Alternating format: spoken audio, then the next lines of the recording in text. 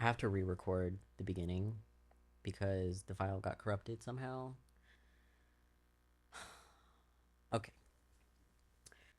So disclaimer for this video, I'm using a tier list, um, which I probably should have explained the tiers.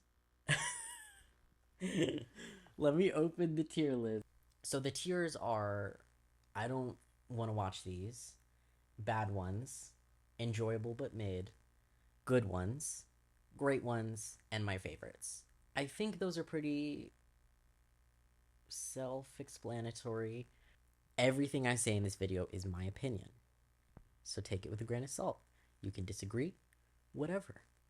I will be spoiling things for some of these movies. I'm going to say all. So if you hear the title and you haven't seen it and you want to, just click away or whatever, or skip. I'm going to be talking about 66 movies.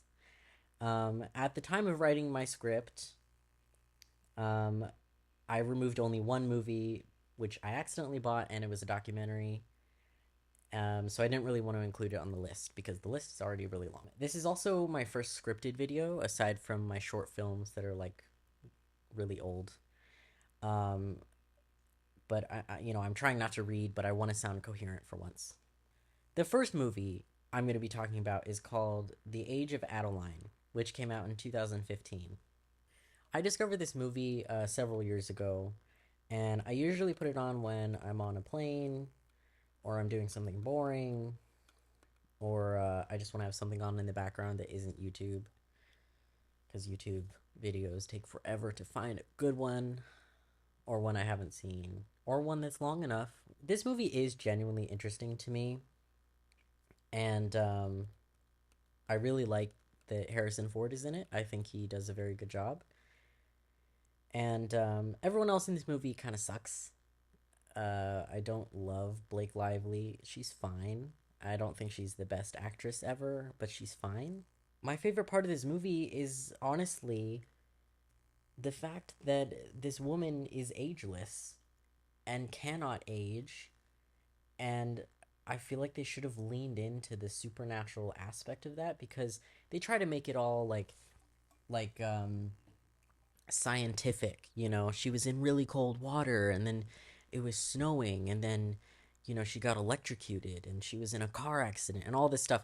And it's like, okay, that's cool. Um yeah. So that doesn't go anywhere. um they really skip over a lot of her life and they just jump right to her being in modern day with this guy that just falls in love with her at first sight. And I mean, my favorite part is when she's interacting with him and other people, and she kind of gives away that she knows a lot more about history. She works in a museum, and she does like the historical. Yeah, she's a historian, so it makes sense that she knows a lot of stuff about history. My favorite part of the movie is that it's about an ageless person and all these cool things she did in her life and all these different lives she had to live because she's ageless. But the movie only wants to focus on these stupid, dumb romance plots. And there's this guy that she was in love with and had a relationship with for a few months in like the 60s. And then she leaves him because she's like, oh, well, I'm never going to grow old and I don't want to marry him, blah, blah, blah. And then she meets this other guy and she's dating him. And then she meets his parents and it's the guy that she was gonna marry. And it's like, oh, ooh. So a 90-year-old woman who looks like 25 is dating a 30-year-old. That's weird. And not just that, she's also dating her ex boyfriend's son. Because when she met the dad in the first place, she was almost 50 years old, or 60 years old. She was born in 1901 or something. So she was like 60, dating a 25 year old. And then later, when she's like 90, she's dating the guy's son. And he's like 30. A lot of this story with Adeline is that she is an old woman, but she looks like a young woman. She acts like an old woman. She dresses like an old woman. She does her hair like an old woman, but she looks young. She even has a friend who's like 60 and blind, so she can still, she can just pretend that she is her age and be friends with this woman, which was cool. That's the cool stuff that I liked. That she lived so many lives that she has to pretend that her daughter is her grandmother. The movie has a lot of flaws, but it is very interesting. And I do like the implications of the story, but I don't like exactly where the story goes by itself as it is.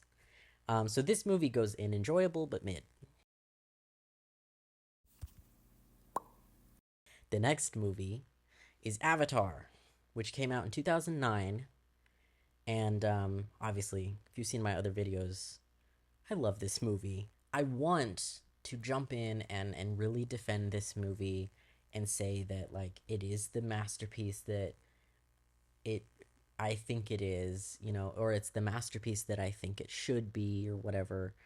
But really, Avatar is all of those things. It's not a ripoff of Pocahontas because Pocahontas was a bad movie with cool songs, but it's similar. But a lot of movies are similar. So I don't know why that is a red flag for people, I guess. But Avatar for me is really special because I've talked about this before in videos. I've seen it a lot. I really like the movie. I'm fascinated by it. But the movie is, it's cliche and it's predictable. And it's a superficial discussion of some really heavy topics like colonialism and environmentalism and racism. Like last year, actually. Last year, I'm in college, so I took a college class on the ethics on Native Americans. I think it was like it was an ethics class, but it was on specifically Native American tribes. After I took that class, I kind of had my eyes opened because I realized that Avatar is all those things. It's a superficial discussion, and it does have a white savior trope.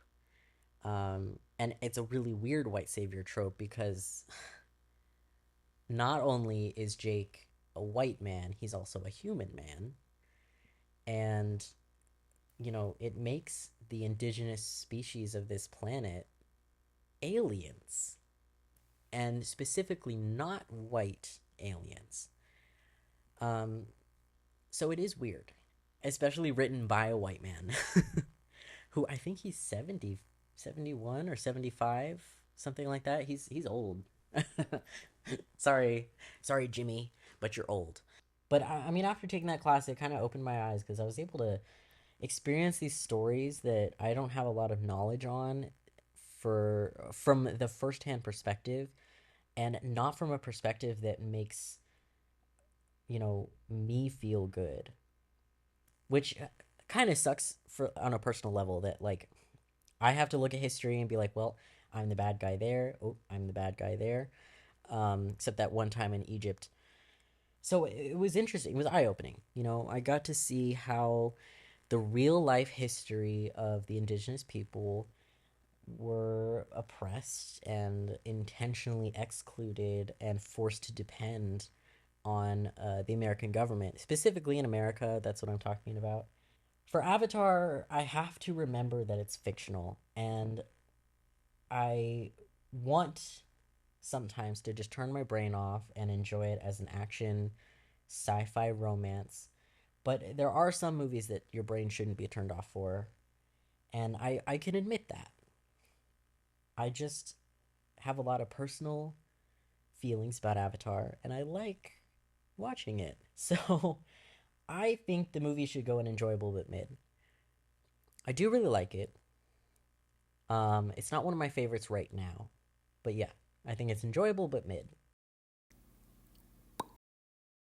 The next movie is Avengers Endgame, which came out in 2019.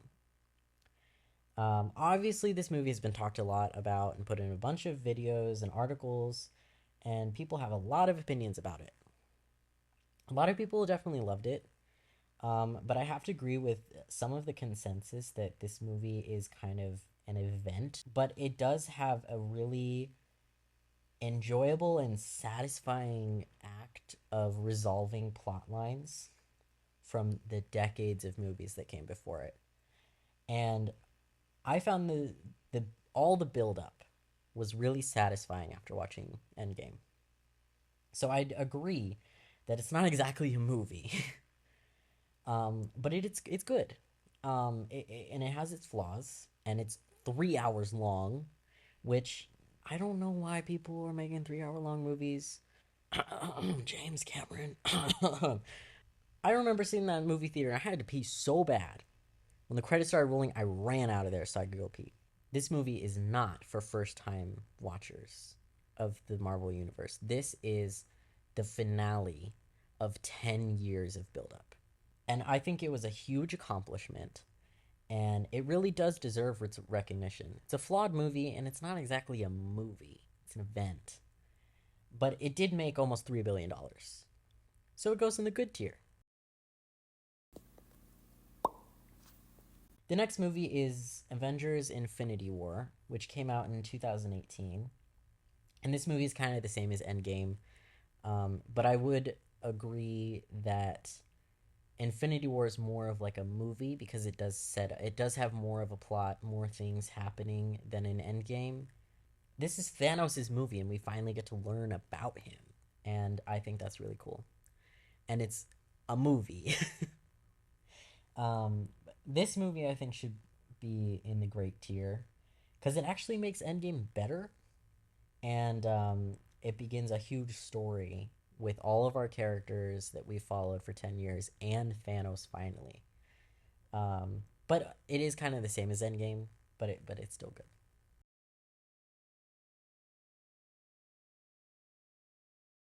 The next movie is Big Hero 6, which came out in 2014. And this movie's fun. It's the spoof of a Marvel movie, but it's a very strange tone where we have a minor character death and then bubblegum pink Tokyo infused San Francisco with goofy characters.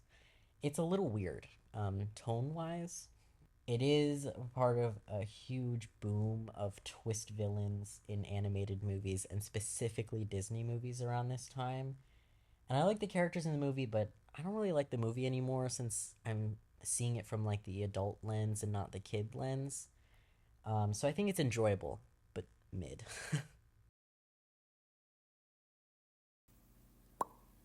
The next movie is Black Swan, which came out in 2010. Um, this movie was one of the first movies I'd ever seen that was a psychological thriller. And I don't really like Natalie Portman as an actress. I don't think she can capture different characters very well. Um, but in Black Swan, I found her very convincing and enthralling. After a few too many views of this movie, she gets a little annoying and you know, I don't love her. Only issue I have is a little aimless plot line. It doesn't really seem to go anywhere with Winona Ryder's character, but aside from that, I think the movie is pretty good. I like the visual effects. I like the character relationships. I like the story. All the things that happen in this movie give me a reason to come back again and again. And I did really like the Barbie Swan Lake movie as a kid, which isn't why I like Black Swan, but it does help. And I do really like the songs, the music in this movie. So I think this movie goes in the great tier. The next movie is called Bolt, which came out in 2008.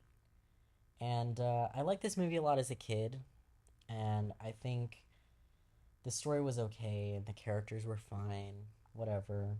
The movie isn't perfect, and its flaws aren't like really distracting, but I don't really like it anymore now that I'm older. I think I've just kind of grown out of it. So I'd say it's mid but enjoyable.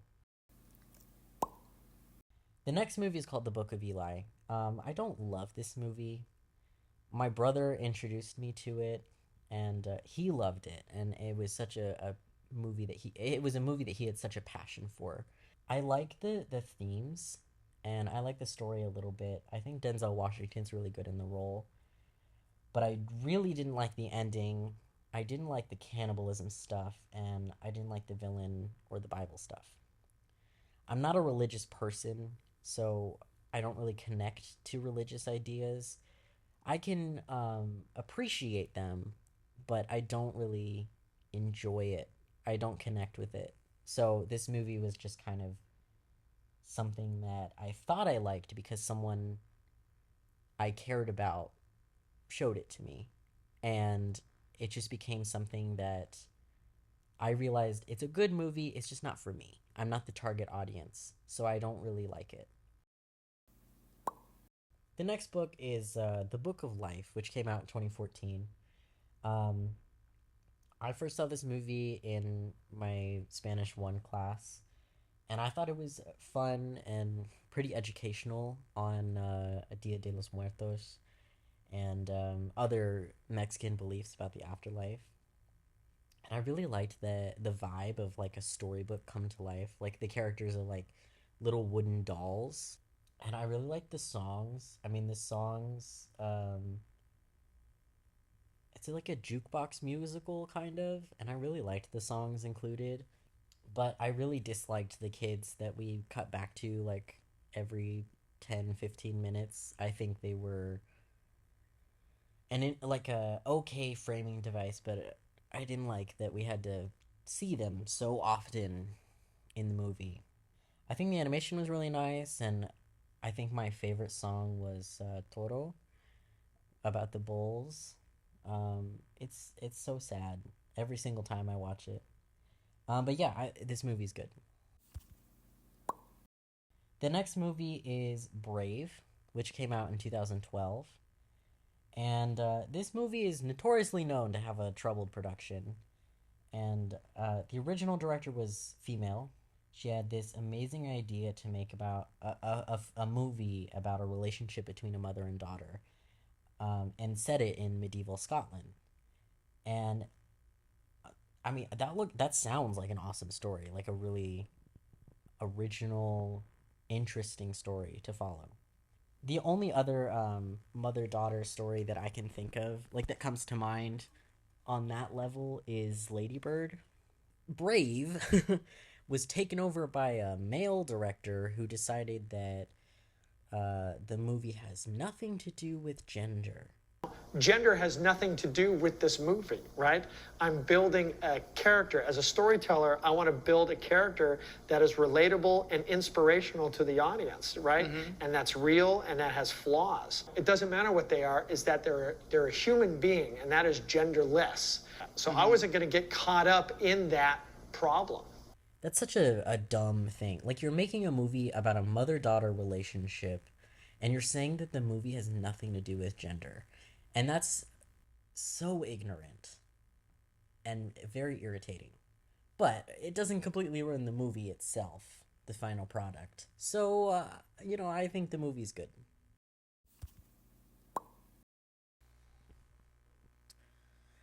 This is Asher. Don't mind him. He's just gonna be here for a little bit. The next movie I want to talk about is called The Darkest Minds, which came out in 2018. This movie was bad. Really bad. I know it was based on a book, but I never read the book. And I think the movie was way too long and honestly should have been like a short film. Um, it ends on a really strange point that I don't understand what it means or why it did that, because the movie never got a sequel and I don't think is going to get one. So it just ends and it doesn't make sense. I assume that the filmmakers thought that they would get a sequel to continue the story, but it ended and it felt really unfinished, as the movie is right now. And the only thing I liked about this movie is the color symbolism.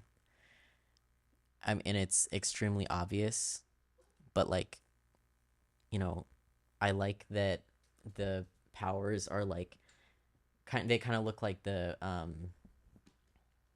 what's that called? Like the DEFCON range. Like blue is good and green is good, and then yellow is a little bit worse, and then orange is bad, and then red is really bad. And I did like the memory erasing effect. I thought that was kind of cool, like the fade off into the distance kind of thing. But I mean, aside from those few things, the movie was terrible, and I didn't like it. So it's going in the bad tier. The next movie I want to talk about is called Dawn of the Planet of the Apes, which came out in 2014. Out of the trilogy, and yes, I say trilogy, because Kingdom of the Planet of the Apes was bad, and I never want to watch it again. Dawn of the Planet of the Apes is my favorite of the trilogy. um, this is the best Apes movie I've seen. I haven't seen the one from the 60s and 70s, and I haven't seen the one with Mark Wahlberg, which I really like the effects in those movies, but I haven't seen the movies, so I can't say how good they are. I love the direction, I love the story, I love the music, I love the shots, the cinematography, and the visual effects are flawless. Everything about this movie is great. So it's going in the great tier.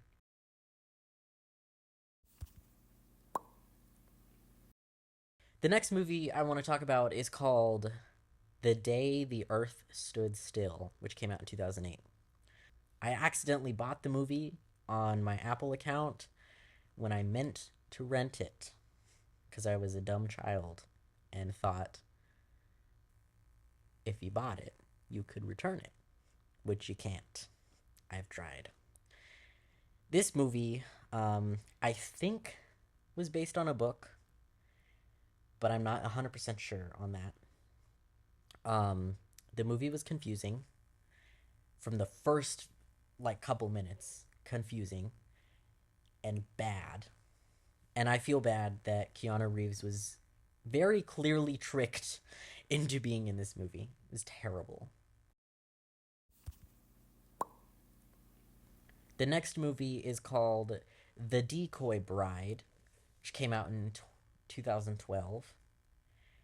To be honest, I bought this movie because I was really into Doctor Who at the time, and David Tennant had just left the show, so I wanted to see more of him. And this movie was not great, but and actually like extremely cliche. And this movie is a very standard romantic comedy, and it's just kind of bad. Like the romance part is really fast. The characters don't really have an arc. They just suddenly change their minds about each other. And like on a whole, the story doesn't really make sense to me. It just kind of happens. And I mean, like it kept my attention when I watched it, but I think I only watched it twice. So I would put it in the bad tier.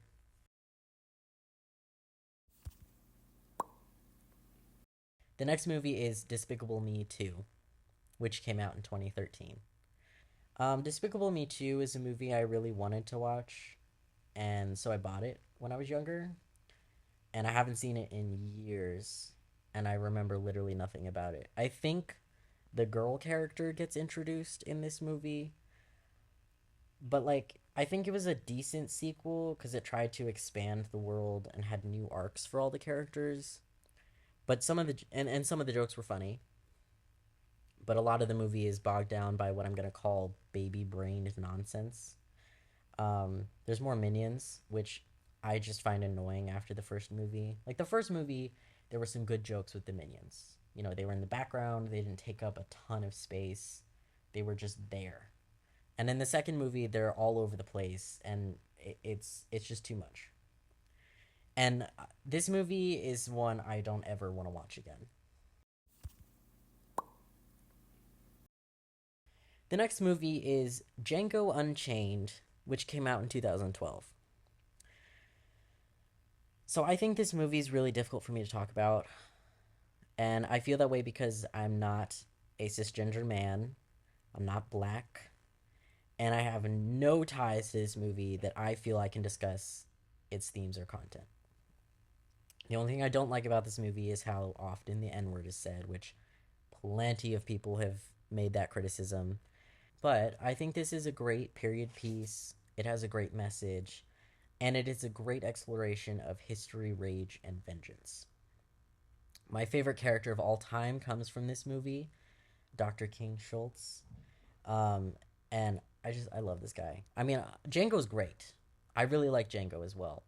Um, I have a little bit of trouble connecting with him because I mean he's complex, and Django I think is the same. He's complex and he's 3 dimensional, but I really liked his story, and I liked his relationship with his wife, and I think this movie was masterfully crafted. Um, it is hard for me to rewatch because it's gory and it does have a lot of cuss words in it, which I don't love. But the movie's great. I mean, that's a fact. It's great.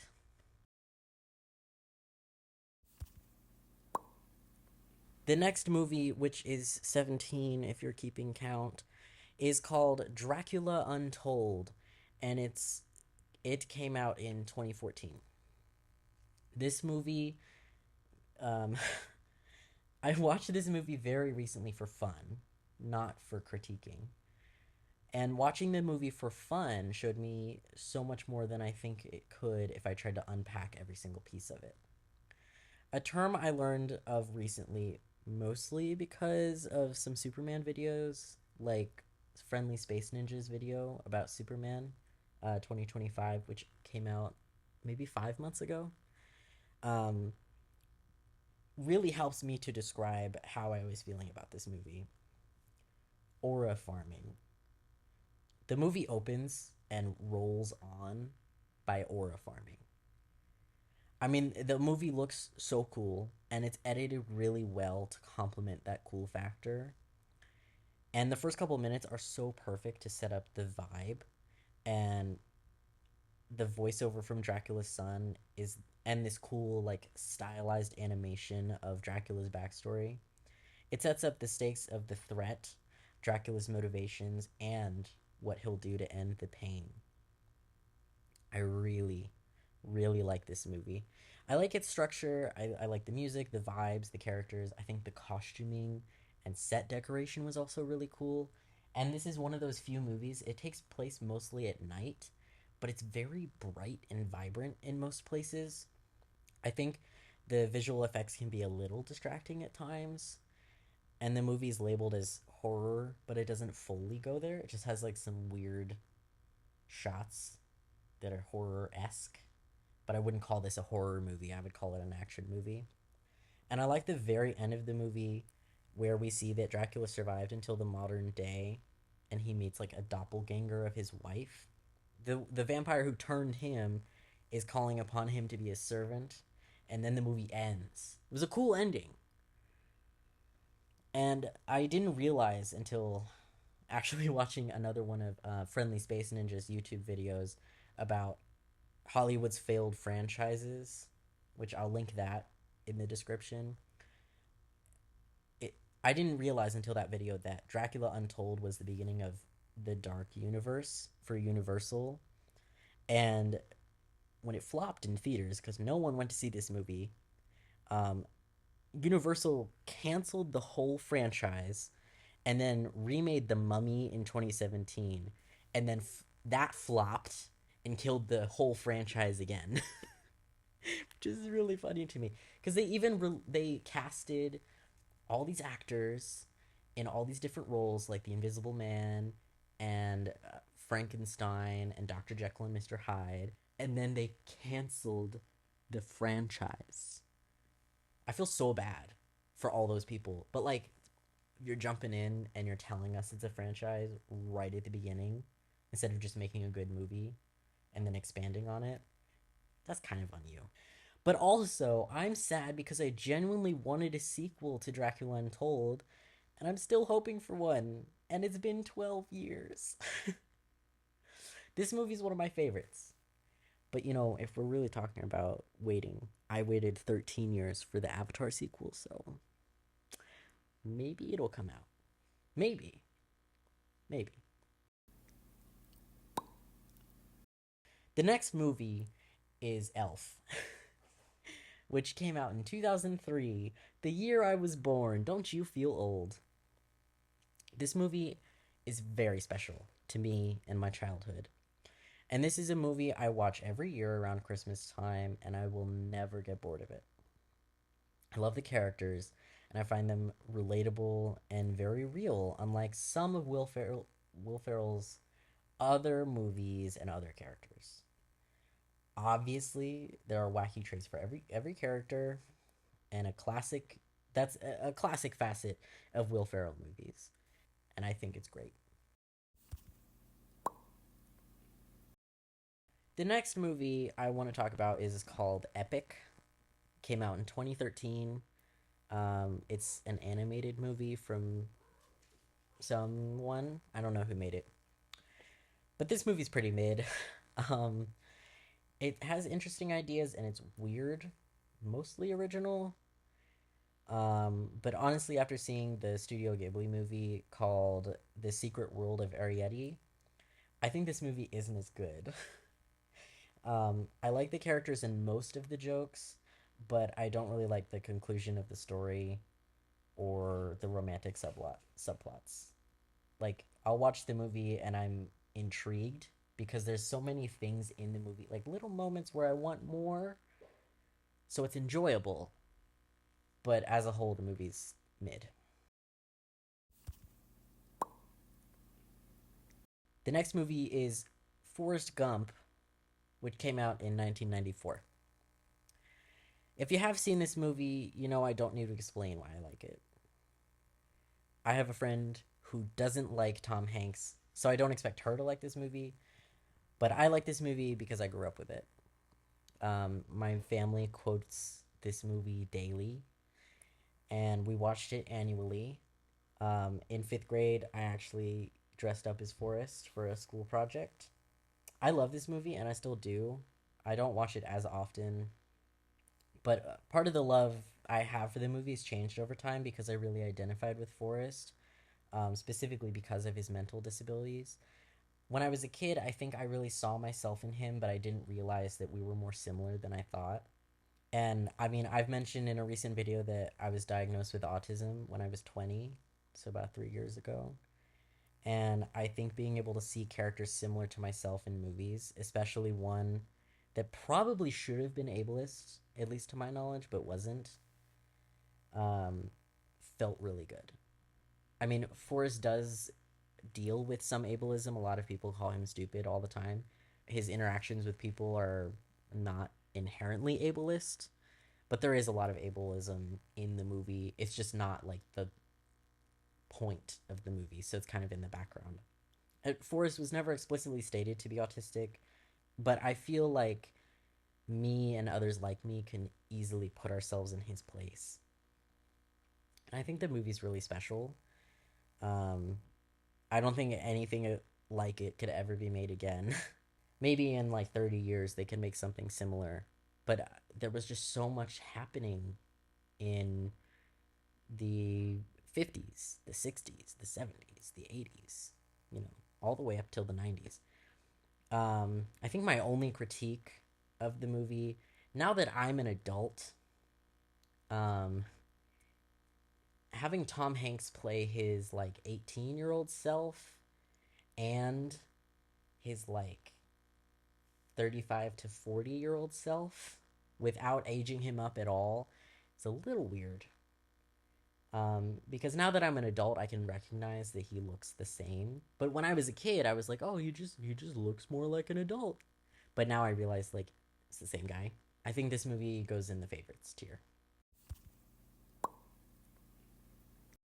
Hi. I'm editing this video and looking at the runtime right now, it's about 35 minutes, and I still have um, a lot of movies to get through. So I have made the executive decision to make this a two-parter. I'm going to stop this video here, finish editing the second part, and then I will post it later. So thank you for tuning in, and I will see you next time with the next part of the video. And look, here's a cat. He just showed up. Say bye.